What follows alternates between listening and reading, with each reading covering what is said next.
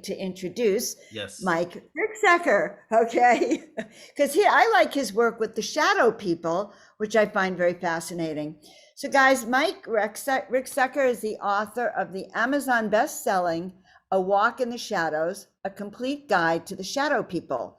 Also, 8 historic paranormal books and the esoteric tome, Alaska's Mysterious Triangle. He has appeared on multiple television shows and programs as a paranormal historian, including Travel Channel's The Alaska Triangle, Discovery's Fright Club, Animal Planet's The Haunted, Bio Channel's My Ghost Story, and Ren TV's, that's Russia, Mysteries of Mankind. Mike also produces his own internet supernatural-based shows on the Haunted Road Media YouTube channel, and is the producer and director of the docuseries The Shadow Dimension, available on several streaming platforms. On Tuesday and Wednesday nights, he hosts The Edge of the Rabbit Hole, which is, guys, where we are going now, The Edge of the Rabbit Hole, live stream show, and the Connecting the Universe interactive class, respectively. Haunted Road Media is also his own paranormal and supernatural book publishing and video production company, representing a number of paranormal authors, winning the award for excellent media in the paranormal field at the 2019 Shockfest Film Festival. The Shockfest Film Festival, okay. Mike's historic paranormal articles have been published in the Baltimore Sun, Paranormal Underground magazine, and he previously wrote an Oklahoma City paranormal column for Examiner.com. His work has also been featured in the Oklahoman, the Frederick News Post, Marshall University's The Parthenon, and Louisiana State University's Civil War Book Review. He now hosts many of these articles along with informational videos and learning courses on the Connected Universe portal website. So we are really happy. We're going to be showing his interview, pre-recorded interview. Neil's about to show it. There he is. Hello, everyone. I'm Mike Ricksecker. Thank you for attending this segment on shadow entities. For those who are unfamiliar with my work, I'm an author, researcher, and filmmaker. I currently have 12 books to my credit. The most recent is Alaska's Mysterious Triangle. But the work we're going to be covering today is from my book, A Walk in the Shadows, which immediately preceded the Alaska Triangle book. Just to give you a little bit of context, I've been involved some way, shape, or form in this field for about 30 years, been on several television shows like Ancient Aliens, The Alaska Triangle, The Haunted, most recently here, The Unexplained with William Shatner and several others. So I'm also going to be on Gaia TV here very soon, so be on the lookout for that.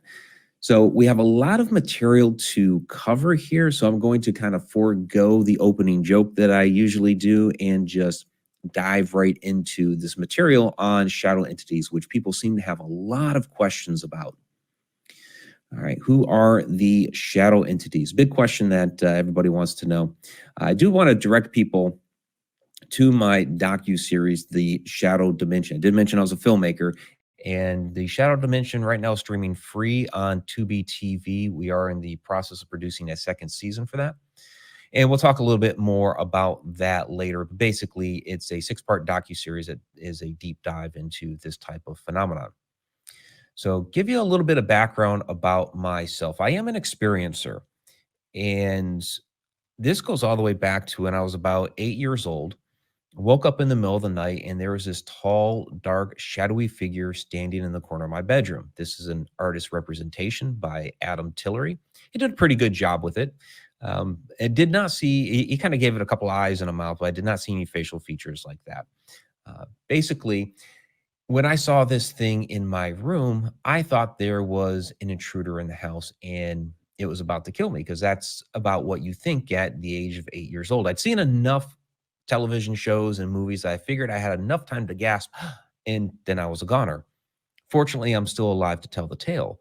But this thing did get physical with me. It actually approached my bed. I'm trying to scream. Nothing's coming out of my mouth. You know, it's just my mouth opens, nothing, because I'm just too terrified. It leaned over my bed, and I'm staring into this blank black face. There's no eyes, no nose, no mouth, nothing. It's just all black. And then it grabbed me by the wrists, crossed my arms across my body, and ran off down the hall, of all places, into a closet. By that point, I found my voice, found my legs, ran off screaming to my parents' bedroom about what had happened. They're nice parents. They're trying to calm me down, console me, trying to tell me that I had just had a bad dream. But I knew I hadn't had a bad dream. I had been awake for this whole thing when this thing appeared in the corner of my room. This was just a one off. It was not a haunted house. This thing only appeared there in my room one time, and that was it. 5 years later, however, we moved into a new house. This particular house here had been in Massachusetts. We moved into a new house in Ohio. This is actually not a photo of that house, but it's a pretty good representation of how my room was situated. And as I was unpacking boxes and putting things away, I kept seeing this translucent sort of shadow figure standing in my bedroom doorway. And anytime I turn and look, he would just take off and run, actually toward my parents' bedroom. And this happened several times over the course of, the first few days that we were there. I'd be unpacking boxes, putting things away, and there he was standing there. And like I said, it was very translucent, kind of had the form of a person. You could see, a head and shoulders, and then it kind of dissipated after a while. And anytime I turn and look, he would just take off. So very different than that first one that was very solid, had mass to it, got physical with me. So after a few days of this happening, I asked my mom about this thing that I was seeing.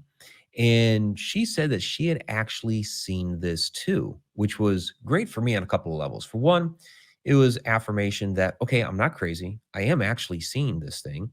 And for two, because my mom she was kind of, I don't want to say nonchalant, but she didn't seem to be very alarmed about it. Because mom wasn't alarmed by it, I didn't find a reason to be alarmed either. So anytime I saw this thing after that, I got playful with it. I called him Tom, like peeping Tom, because he'd be peeping in my room, and he'd appear in the doorway and say, "Hi, Tom," and off he'd go.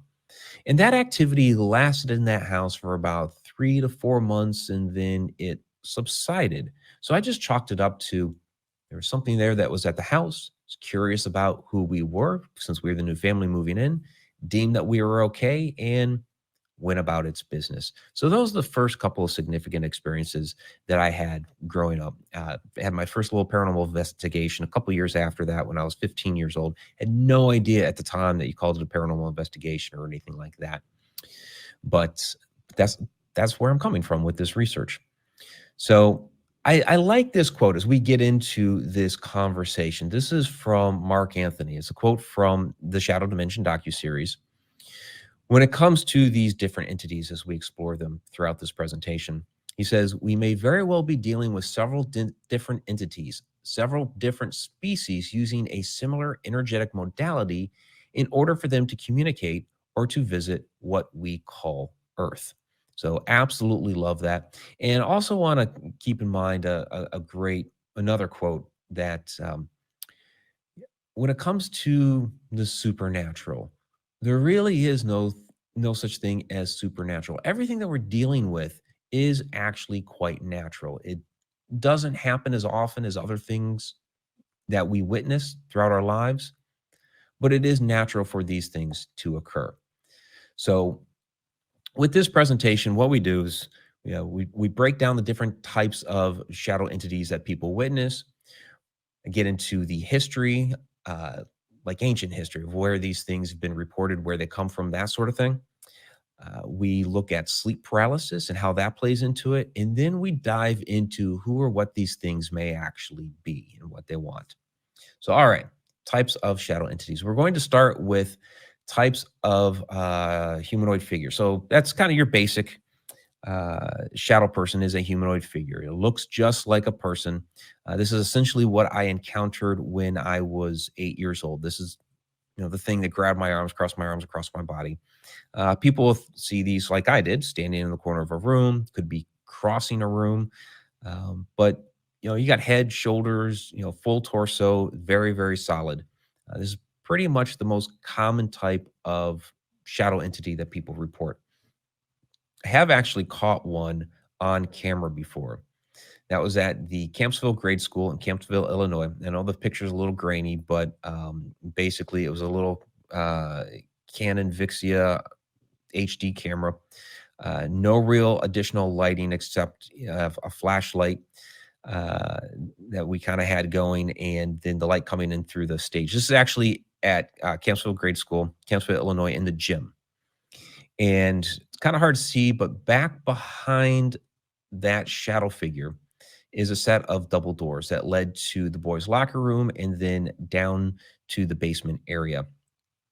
And in that investigation, again, a kind of playful entity. So we'd hear noises back by those doors. We'd go over and we'd investigate by the doors.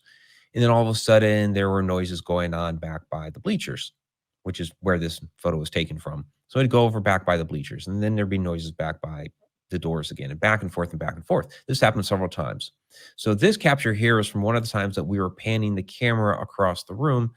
And this is actually a still from a video. And you can actually see this thing walking a little bit across the room. So we did a height comparison later, and it seemed to be about the height of a 10 or 11-year-old child, which makes sense given that it was a school. It wasn't operating as a school at that time, and shortly thereafter, it was kind of just not in use when we were investigating there. And since that time, it's now been taken over by the local archaeological society, so we can't get back in there anymore, unfortunately. So those are humanoid figures. Then we have what people refer to as the Hat Man, or hat figures, hat wearing shadow entities, whatever you want to call them. These things seem to be a little bit more nasty and nefarious in nature, and we'll get into some of these different things, like the aspect of, are they humans? Are they evil? That sort of thing. The hat-wearing entities do seem to be a little bit more malevolent in nature. They come in a lot of different shapes and sizes. So, this particular photo is kind of wearing the fedora, sometimes with or without the trench coat. In this one here, he's got the top hat, sometimes with or without the cape. People report wide-brimmed hats. I've even heard one encounter with a hat that looked like something out of Robin Hood. It was like an archer style type hat, which is very unusual. I've only heard that account once. So a lot of people kind of chalk these up to some sort of vampire, like an energy vampire. They'll come into your room, strike fear into you, and feed off of that fear. But that's not 100% of the case. So, I've heard other reports where they just kind of stand there and stare like a lot of other shadow entities. And while they may be creepy and intrusive, they're not always striking that fear. So a little bit of a mixed bag, but most times people report a more nefarious type of encounter with these things. So even a bigger mixed bag are the hooded figures. So this particular illustration, another Adam Tillery illustration. This one is actually at an abbey, an abandoned abbey, excuse me, in Ireland. And with hooded figures, sometimes you get some of the more nefarious accounts, like being lifted up from the end of the bed by the ankles and being raised up out of the bed.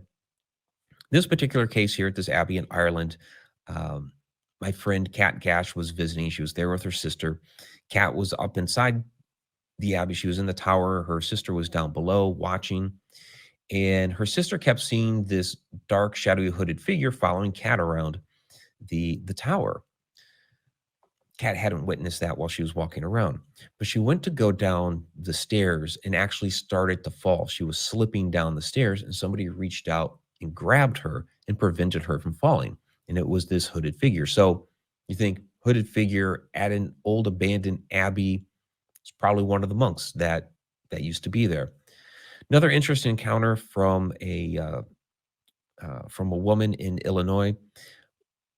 And this kind of goes into the, well, I'll save that for the Are They Evil segment. We'll get into that. So we'll just cover types. Again, a lot of material here, so I know it seems like I'm kind of whipping through it, and that is on purpose. Okay, red-eyed entities. These also are a bit more nefarious in nature. I have not yet witnessed the red-eyed entity. I've seen a lot of these different shadow entities. Not the red eyes, but I have been on a case with red eyes. It was the most malevolent case I have been on, which was actually featured for the television show The Haunted about 10 or 11 years ago. And in that particular case, the daughter of, she was an adult daughter of the household. She was experiencing this red-eyed entities that she kept seeing in her closet. So the name of the episode was called Monster in the Closet. This particular illustration is just looking in a bay window, and this is just a woman who, that's all it did was look in the window. But with this case in Edmond, Oklahoma, with Taliesin, was terrorizing her, was terrorizing the cat. Other people in the household had seen it. There's other activity going on within the house. So we were called out to investigate, to figure out what was going on. And we did several investigations there. We had Carl Johnson come out, who, demonologist, and we did a full cleansing of the house that was actually, televised for that particular show. And we were able to drive that out. But it was a really, really crazy night. We're not going to get into all the details of that particular nights beyond the scope of this conversation, but that was one of the more malevolent cases with shadow entity with red eyes, which kind of rolls into another experience that occurred there, which is with the mist. So this is more of an amorphous, cloud-like type of shadow entity. So it just, could appear as smoke, could appear as a black cloud. In this particular incident, this is when we were doing one of the initial investigations of that house that had the red-eyed entity. This is actually her bedroom. Her closet would actually be off to the right-hand side there. And what had happened with this particular incident is the cat, Jasmine, was getting kind of skittish. She was going a little stir crazy. She was moving about from the living room into the dinette area, into the kitchen, and then finally off toward the bedroom area. And I was tracking it, and it kind of snuck behind me and went off toward the bedrooms. And I continued to follow it. And then she stopped dead in her tracks right by the door to the bedroom, and then slinked around into the living room and got out of there. But I saw why she stopped, and that was because there was this black mist that was standing there in front of the door. This is actually a deleted scene from the television show. I'm going to go ahead and play it here as a video clip. I was able to get this from the production company. Jasmine reacting is significant. What's up, baby? Here. Something's bothering her. She's nervous or something. Animals have a higher perception of the paranormal than we do as humans. She stopped like she saw something. We knew something was definitely there in the room with us. All of a sudden, she took off. Kitty, kitty, kitty. Jasmine bolted away from the doorway. There's a cat in here in the room. No, the cat didn't make it to the room. The cat went right here and stopped. Yeah. All of a sudden, I saw this huge black mass. It was a massive black shadow. I was a bit startled just because of the size of it. And basically what ended up happening, I tried to take a photo of it, stupidly used a flash, and basically obliterated this black cloud that was hovering in the room. So it was starting to dissipate away. And I took the photo, and then you just saw like the last bit of it dissipate away when the flash had stopped. So the question I get asked a lot is, was that the red-eyed shadow entity that was trying to form up, or maybe had formed and was dissipating away into this cloud? Not really sure, because the team never actually saw the entity with red eyes. It was just really the family that had seen the red-eyed shadow entity. But we did see, or at least I did, in the cat, this black cloud-like mist. So then we have the wisp, and this is closer to what I saw when I was 13 years old, the entity standing in my doorway, because of how translucent it was. And, it had like some form, but it's also very, very fast. It's just, a wisp of a shadow. They can be very tall, narrow, and that's kind of what I saw at another location called Johnny V's in Muskogee, Oklahoma. In this particular incident, what was going on was we had run a paranormal investigation at this restaurant. The restaurant had actually just closed down, but the owners who were selling it said, "Well, you can come in and investigate because we've had a lot of stuff going on here." And we were just wrapping up. I decided to do a last photo sweep of the restaurant, and when I walked into the kitchen, there was just this very thin, narrow, translucent shadow that all of a sudden darted across the room and boom, banged into this side door here that you see in the photo. Now, this is just a flimsy metal door. It was, for waiters and waitresses to carry large trays of food through, you could tap the thing and it would move. But what was interesting is when, you heard the boom, bang of the door as this shadow crashed into it, but the door didn't move. So I have another clip here that I'm going to play. It's not a video clip. I used the still photo that you just saw there, but I have the audio from that day because I was there. I wasn't taking video. I was trying to snap photos. So let me play this for you here real quick.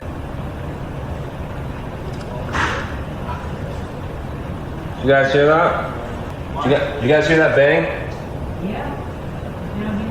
Yeah, it was back here in the kitchen. Yeah, I thought I saw a shadow move and I was gonna get my camera out to take a picture. And all of a sudden there was that bang. Yeah, for a moment there, I thought maybe they were messing with me. I was like, okay, did they throw something at the door? Now, a couple of the people were out in the front restaurant area. A couple others were upstairs in the bar area. I even walked through that door, looked on the ground to see if they'd thrown something. There wasn't anything on the ground. Even if they had thrown something, like I said, it was a real flimsy metal door, and the door would have moved when that happened. I'll get into a little bit later what I think happened in that moment. I'll just tell you right now, I think it has more to do with interdimensional beings than, kind of your classic ghost or what have you. So then we have what we call the crawler. And this is just an image that I grabbed off of the internet. I don't know if this is supposed to be a real photo or if somebody photoshopped it or what have you, but it's pretty darn close to a crawler type shadow entity that I witnessed at a location called Black Bear Church. This is out in the middle of nowhere in Oklahoma. Did a lot of investigating out in Oklahoma because I lived there for a few years. And it's just out in the middle of nowhere. It's off of a couple of dirt roads. It's an abandoned church. There's no roof to it anymore. We've caught some interesting activity there. I am not an orb person. Most orbs that are caught on camera are dust or moisture, but I have a fantastic illuminated ball of light there in that particular photo, just trying to show that this is an active location. But where we saw this crawler was down in the basement area, which is the photo on the left-hand side toward the bottom. And what happened was this thing kind of slinked in through one of the windows and it started circling us and it got up on the ceiling. And at some point it hit the floor because one of these, that green bottle that's there on the floor, that got kicked at some point. We heard it hit the railing. Our electronic equipment started buzzing. And so it was kind of a hair-raising moment. The psychic medium that was with us at the time suggested, well, why don't we sing some hymns, say some prayers, that sort of thing, lighten the atmosphere, kind of tap into the energy of this used to be a church, tap into that and try to drive this thing out. So we did that and it ended up slinking right back at the window or out the window. But basically, what we saw was kind of this flurry of arms and legs, or, very long arms, very long legs. It was very, very fast and just, was circling us really, really quickly. So those are kind of what we classify as the types of shadow entities. Humans, we try to categorize, compartmentalize, put everything into a nice little shoebox. That's really not always the case, but that's, kind of the best that we can do there. So let's talk a little bit about the history and where these things come from. How long have we been talking about shadow phenomena? Well, we can actually trace this all the way back into ancient Sumer and a quote unquote demon known as Alu. Now, this is not an illustration of Alu. This is just ancient Sumerian artwork. We don't have an illustration of Alu. We just have the stories. And Alu was known as a binding spirit. So what it would do is at night it would hover over people, and then people would get the sleep paralysis is what would happen. We'll get into more sleep paralysis here in a little bit. But Alu, it did not have any facial features. It didn't have an eye, it didn't not have eyes, did not have a nose, did not have a mouth. It also didn't have limbs. And again, it would hover over people. So you kind of have the beginnings here of what we typically chalk up as shadow phenomena. Now, in ancient Sumer, they would actually invoke a good demon to do battle with it, which is a little bit of a different concept than what we think of. They were actually called udugs, which you can translate into the name demon, but it doesn't translate straight to demon. That's just kind of the closest word that we have for it. So you would invoke a good udug to do battle against a bad udug. And that was, kind of their medicinal practice. So, so that's ancient Sumer. Now we can also find this in ancient Egypt. So in ancient Egypt, they believed in 7 different parts of the soul. And one of those parts of the soul was the kabit. So at death, most of the various parts of the soul would go off to the constellation of Orion. You can see the bob birds here taking flight to make their passage up to Orion. But the Ka and the Kabit would remain here on Earth. The Ka is the animating force of the person, and it would eventually go off after spending some time here on Earth. And that's why in a lot of the ancient tombs, you'll see these kind of like false doorways that are carved into the rock. And that was so that the Ka could exit through that door. Sometimes you'd even find a statue of the person that was within the tomb, so that the Ka could actually inhabit it and take its form and supposedly be able to walk around within the statue, or use that as a vessel. And again, use the doorway to go off to the constellation of Orion. But the shadow would still stay here on Earth. This is from the tomb of Arinifer at the Theban necropolis. And you see the shadow here staying by the tomb while the bobbirds leave. So that was their concept of the shadow. And we see that in other cultures as well. You have many different Native American cultures. They had a lot of different types of beliefs. So you can't just say Native Americans believed this, because each tribe had their own system. But many of them did believe in different parts of the soul, like ancient Egyptians. And you would have, depending on the tribe, a number of souls. So it could be 2, 3, 5, what have you. For the Choctaw, which is my example, they had 2 different parts of the soul. The Shalup, which at death would go off to the land of the ghosts, and then the Shalambush, the shadow, which would remain here on Earth, again, to roam around. So we see again in another culture this concept of the shadow. And we have George Washington's vision. This one's just kind of fun. It's controversial. People debate as to whether it really happened, because the story was printed actually not far from the time of the Civil War, which is long after the Revolution. But the story goes that at Valley Forge, General Washington would be visited by this angelic woman. Some people have chalked it up to maybe it was some sort of alien intelligence or something like that. Was it an angel? We don't know for sure. But what's interesting about this story, now, she basically showed him the future of the United States. And there was a giant map that was presented in front of him.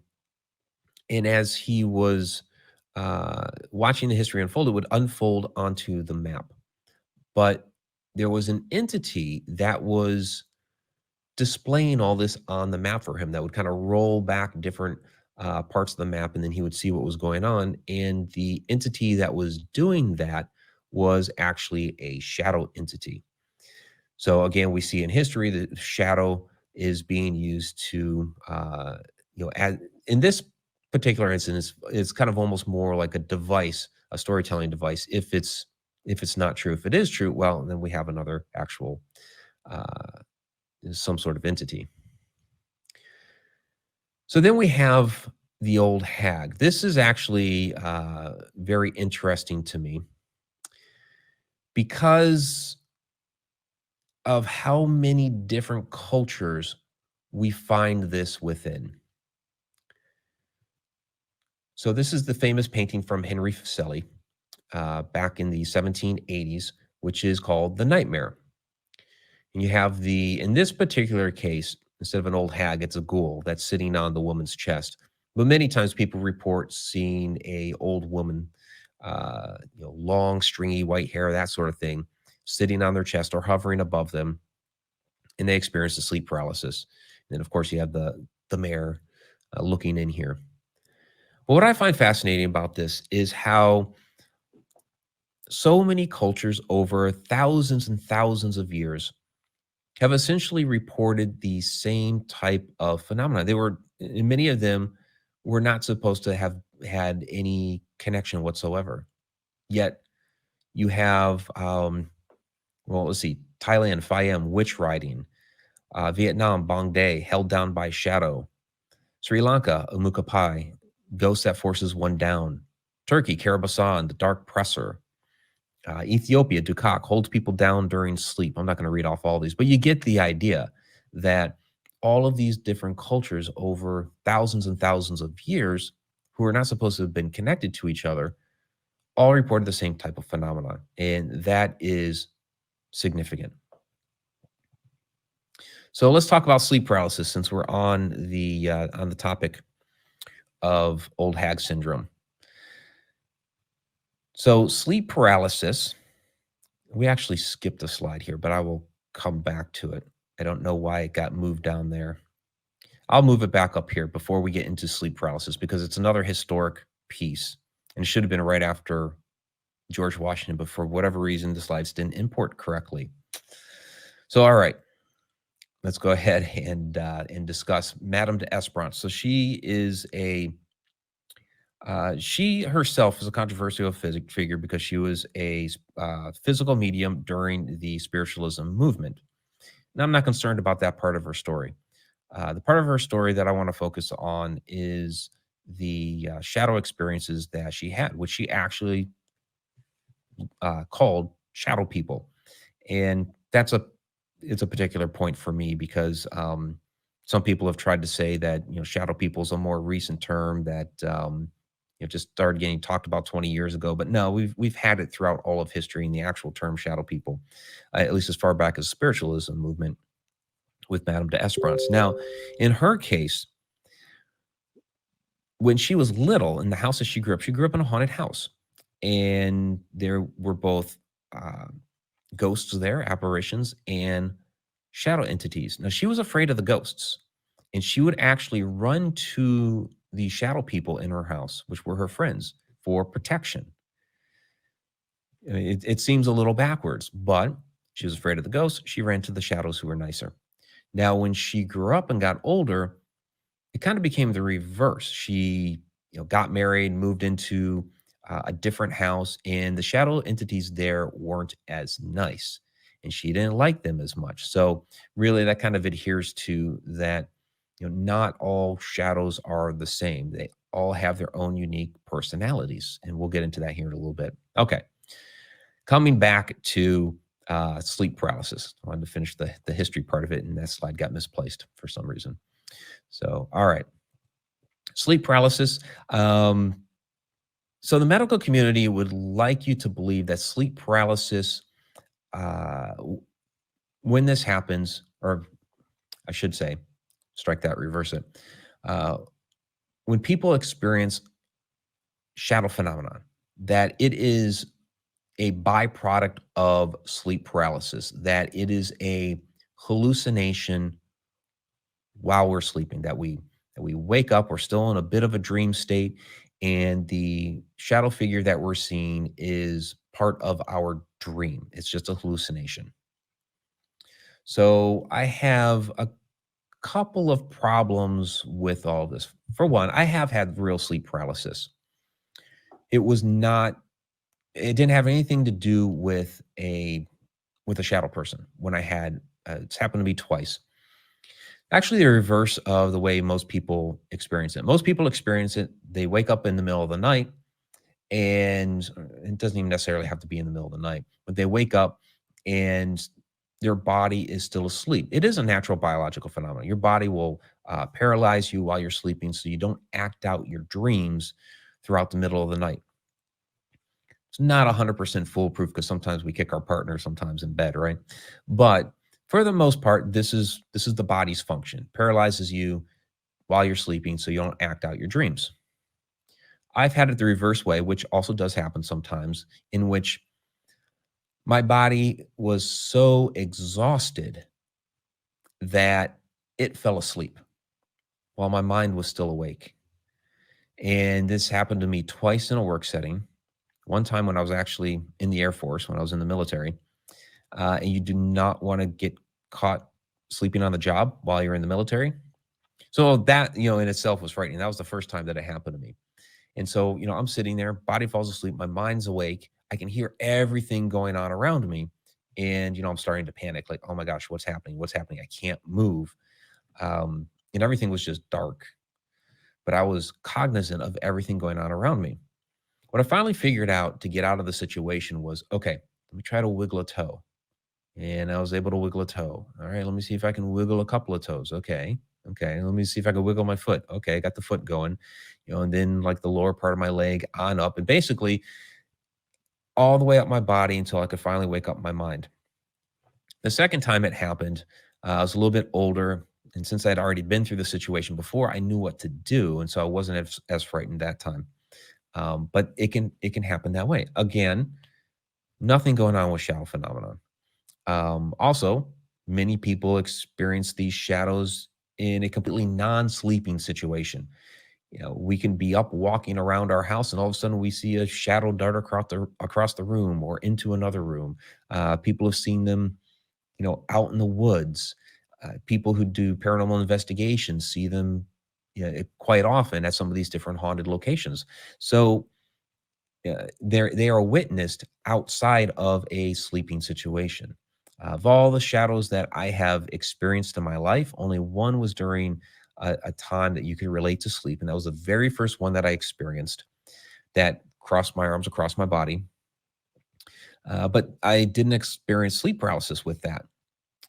I'd woken up in the middle of the night, sure. But, my mouth opened. I tried to scream. Nothing came out because I was too frightened, but my mouth opened. Of course, the crossing of my arms, my arms are moving there.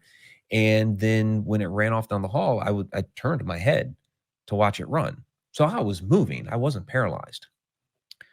So that's one problem that I have with the medical community's assessment about these shadow figures. The other part that I have, problem that I have is that, well, we dream about a lot of different things while we sleep. If these are supposed to be hallucinations out of our dreams, then why don't we see things like, airplanes or trains in our dreams? And we dream about those sometimes. So if this is a hallucination, why don't we see a shadow plane or a shadow train in our room? There may be trees or bushes in our dreams. Again, people don't wake up and see those things. I've had dreams of being on stage with Motley Crue, and I've never woken up to 10,000 people in my room, the pyrotechnics going off, and the drum kit and the guitars, and it would be a lot of fun. But I've never woken up to that, and as far as I know, neither is anybody else. So, what's actually happening here? Okay, what is going on here with this, with the sleep paralysis, with the shadow entities and what have you? Because a lot of people believe like the shadows are causing the sleep paralysis and all that. And I think what's happening here are two different types of phenomena that can happen at the same time. One, of course, is, the shadow entity being present. The other, sleep paralysis, which is a real biological phenomenon. So real shadow phenomena, real biological phenomenon. Here's what I think is going on.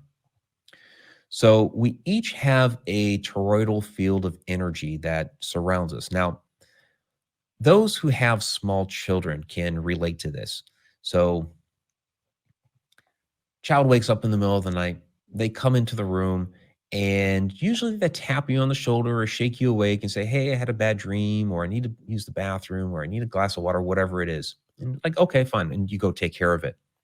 Sometimes they don't do that. Sometimes they just stand there and stare at you. And my youngest son, Cameron, was notorious for this. He would just stand there at the edge of the bed and stare at me. And all of a sudden I'd wake up, "Oh my God, Cameron, what are you doing?" Like, "Oh, I had a bad dream. I need a glass of water," whatever it is. "Okay, fine. We'll go take care of it." Even though it's kind of creepy.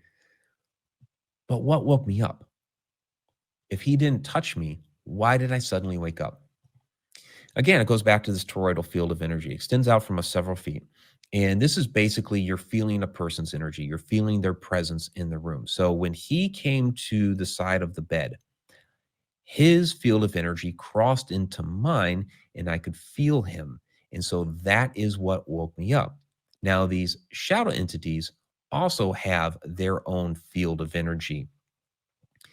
And what's waking us up is we sense them in the room. We feel that somebody else is in the room with us and we suddenly wake up. Boom. And we might be experiencing that sleep paralysis because that's a natural biological phenomenon. It happens sometimes when we wake up. And all of a sudden we notice there's this tall, dark figure standing across the room. We might not immediately go to, it's a shadow person. We might be thinking, usually where we go to is, there's somebody in the house. Somebody's broken in. We think intruder. And the adrenaline starts rushing. We start getting afraid. What do I do? Mind starts racing, sort of thing. And you end up going, falling down this rabbit hole because now you can't move. And this thing is there. Who or what is this? And so this is what I believe is happening. Two different phenomena happening at the same time. Shadow phenomenon being a real supernatural phenomena, and then the sleep paralysis was a real biological phenomenon. All right, moving on. What are these things?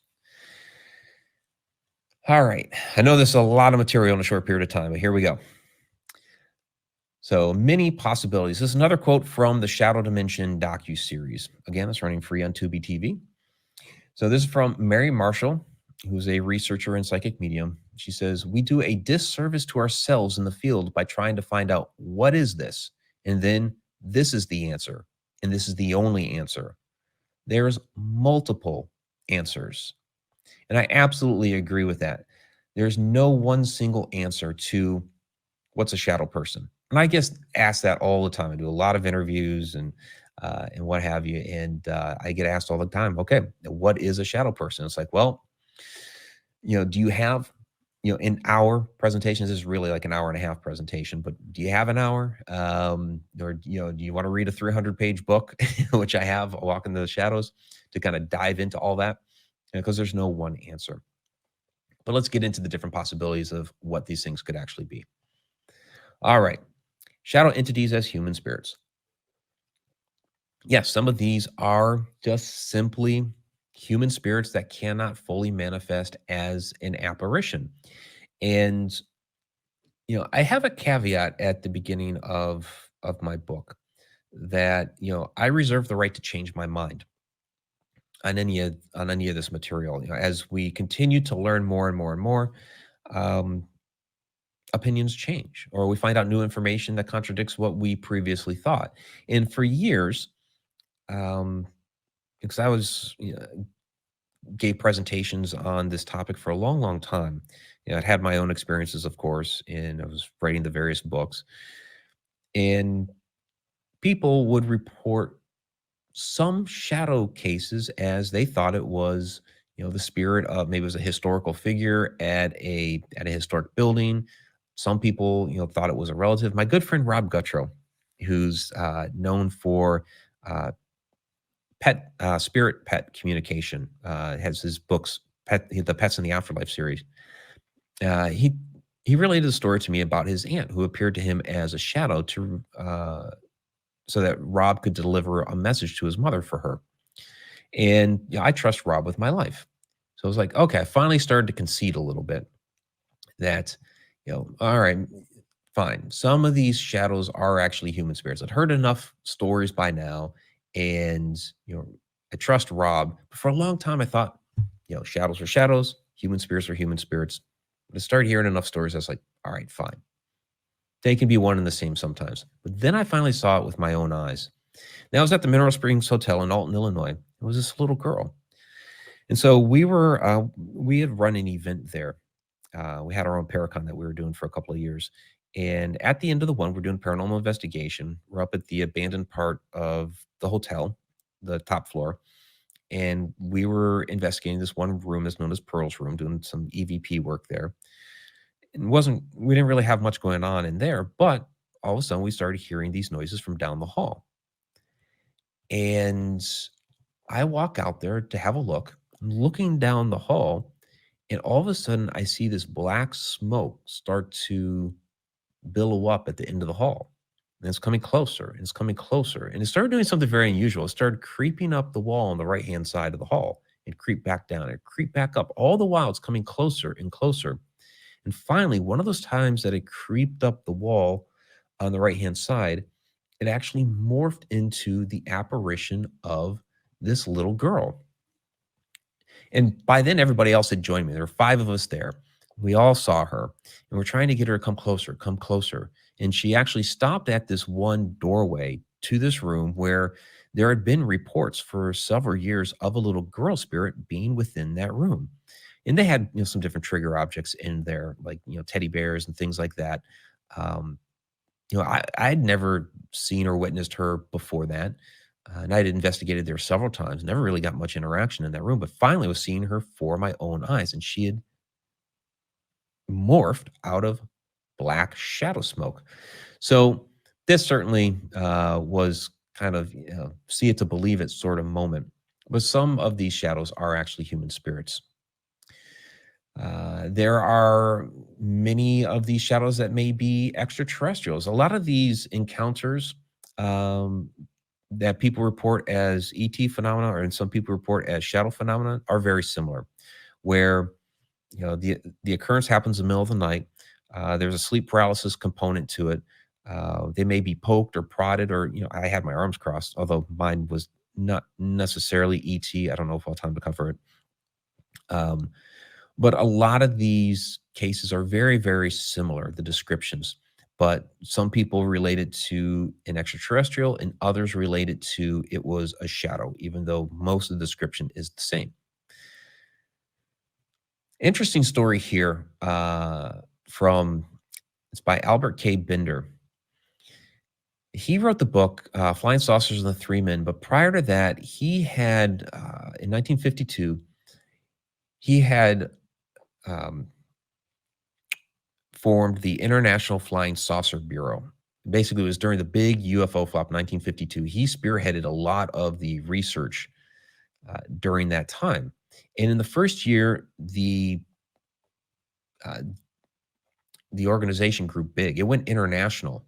And you got to think, this is the time in which, there's no internet. Long distance calls are expensive. That's back during the time where if you wanted to call somebody long distance, you were calling after 9 o'clock, and some of you might remember that. So to build something global like that is difficult back then, but within a year, this was huge. He had newsletters going out and all that, and all of a sudden, boom, he closed it down, and people wondered why. So finally, in the early 1960s, he released this book, Flying Saucers and the Three Men, talking about what had happened. And essentially what happened was he came home one day from work. He goes up into his bedroom, and materializing through the wall were these 3 shadowy, hat-wearing beings that had glowing eyes and smelled of sulfur. And this here is kind of also this is his illustration of who he saw. We saw 3 of them, and they came in through the wall.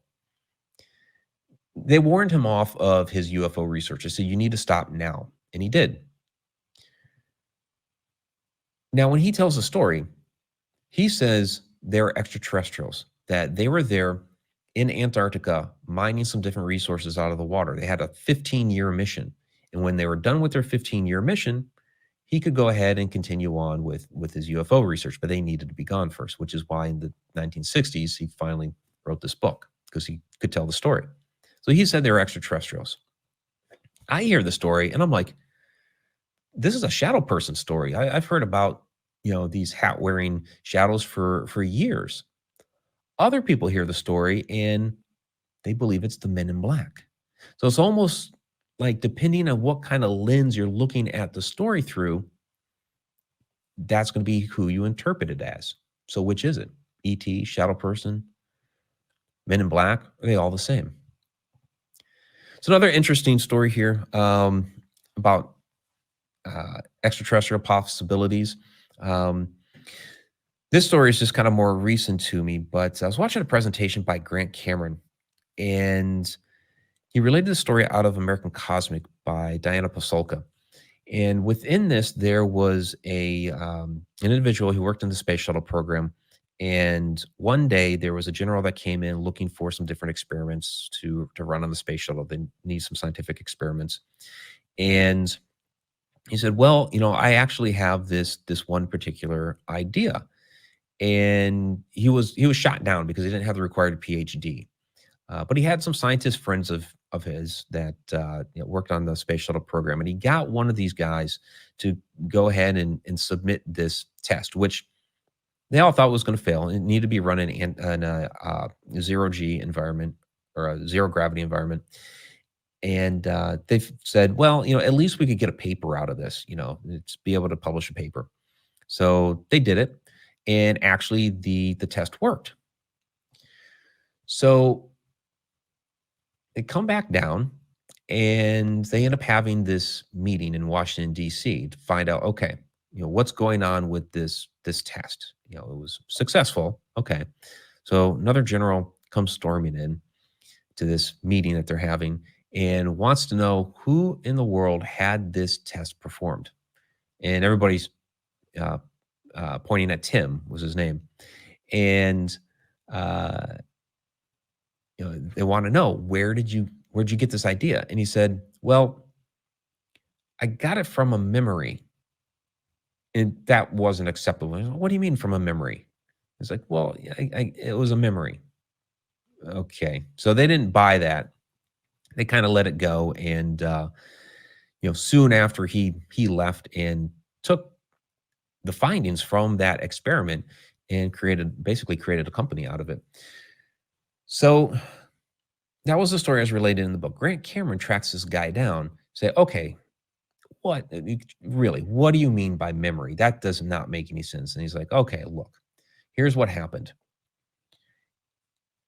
I was visited in the middle of the night by a tall, dark, hooded figure that appeared at the end of my bed. When I woke up the next morning, I had this idea in my head and could not get it out of my head.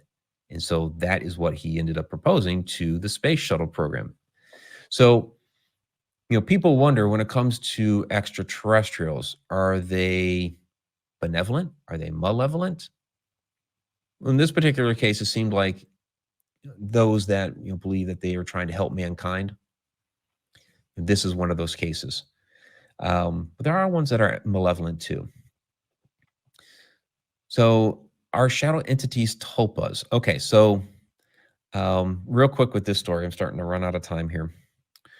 So when it comes to tulpas, this is the idea of the Buddhist thought form, that you can create a sentient being with the thoughts out of your mind. People will kind of relate this now to the story of Slender Man, which we know had roots in fiction from a Photoshop contest, but many people now believe that this thing is actually taken form because so many people have put so much energy into it. So where I go to with this particular story is, and there is another missing slide here. I don't know why. Um, years ago, some of you may remember the old pulp novels by was Maxwell Grant was the pen name, the Shadow. The Shadow knows. Walter B. Gibson was actually the author, and his house that he wrote these stories out of in Greenwich Village, New York. After he moved out, people were reporting hauntings within that house. Paranormal investigators came out, and several people thought, well, maybe it's a Revolutionary War soldier. But basically, what they were seeing was this shadow entity walking around the house, primarily in the hallway, but other areas of the house as well. Well, Gibson and actually John Keel in his book, The Mothman Prophecies, it has nothing to do with the Mothman, but at the very beginning of the book, he mentions this story. But what they believe is that Gibson had put so much energy into writing his shadow stories that it actually became this sentient being within his house, that all this energy flowed out of him and formed up within the house as the shadow, and is still there to this day. So what I think a true shadow entity is an interdimensional being. So something that has come to us from another plane of existence. So I have my website, the connecteduniverseportal.com, which basically delves into a lot of the concepts about how everything in the universe is connected, even these different dimensions. So go back to the incident that I had at Johnny V's in Muskogee, Oklahoma, in which that shadow entity slammed into that door, but the door didn't move. So what actually happened? So what I think happened is when I walked into that kitchen, that maybe that shadow entity saw me as a ghost, maybe it saw me as a shadow. I don't know. But I certainly scared it. It saw me as a something, and I scared it because it took off running and boom, it slammed into that door. What I think happened is on its plane of existence, that door opened wide, it blew right through that door and it ran right off into the dining room area. But since I'm in a different dimension and this is all working on a different wavelength, different vibration, that I couldn't see that. I could not see the door in its dimension move. However, sound works on a different wavelength. And so that was able to traverse the different dimensions. And so we see this play out in the Alaska Triangle. If you've seen the first episode of that television show, when we talk about the missing Douglas, that how it may have disappeared into a portal, but we heard some of the radio chatter come back. This was back in 1950, so we, as in those people back then, not me. But radio chatter came back. It was kind of indiscernible, but it disappeared into a portal. How did that happen? Well, sound works on a different wavelength. And so I think that's what was happening here. I actually witnessed some sort of person or being in another dimension that actually blew through that door. We don't have time for a lot of these other types of concepts, but there's also the idea that some of these shadow entities are time travelers, that they have somehow figured out, well, two ways. One, you have people that purposely or know how to time travel, that they know how to move between time and space, and they're coming off as a shadow to us. Some may just actually be time slips. We're not getting a full depiction of the person as we're witnessing another moment in time, and they're only coming off as a shadow. Some of the different doppelganger stories, I'll share this one real quick that was shared with me last year, where there was a young man, and when he was little, that he had walked into the kitchen of his house. And there in the middle of the kitchen was this tall, dark, hooded figure standing by the kitchen table. Scared the boy to death. He went running out of the room. Years later, he's in the kitchen and he's just making a sandwich at the kitchen table. He happens to be wearing a hoodie.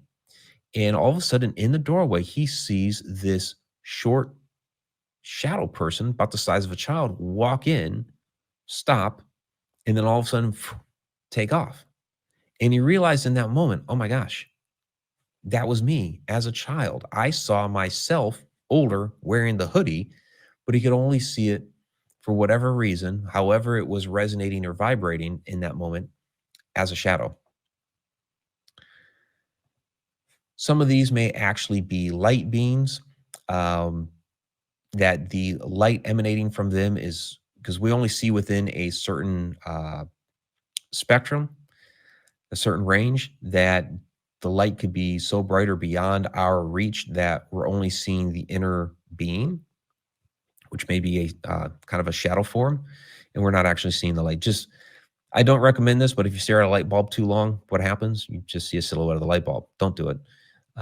Astral projections, the idea of, if somebody's able to astral project and send their consciousness and their energy into another room, could be, another state away, whatever, that, how does that look to the person who actually witnesses it?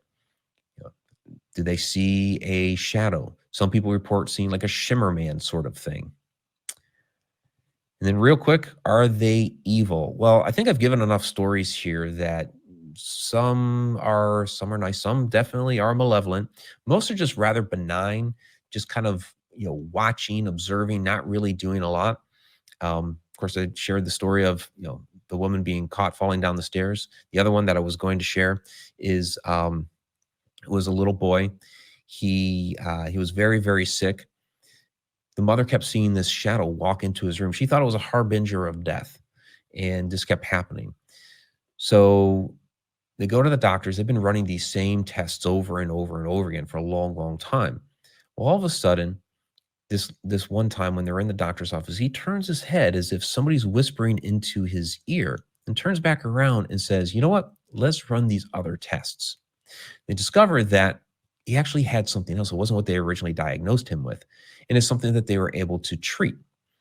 Never saw the shadow entity again. The woman swears that even though she couldn't see the shadow in the doctor's office, that it was the shadow that had actually whispered into the doctor's ear the test to run. That's her. So a case of a benevolent shadow entity. There's also the idea of the simulated universe, which we're not going to be able to get into, but what would shadows be within that? This is where you can find me. MikeRicksecker.com, ConnectedUniversePortal.com, ShadowDimension.com. So please check out my docuseries, The Shadow Dimension, running free on Tubi TV, as well as a couple other streaming platforms, but Tubi's the best one to check it out on. And my book, A Walk in the Shadows. Really, thank you very, very much for joining me this afternoon.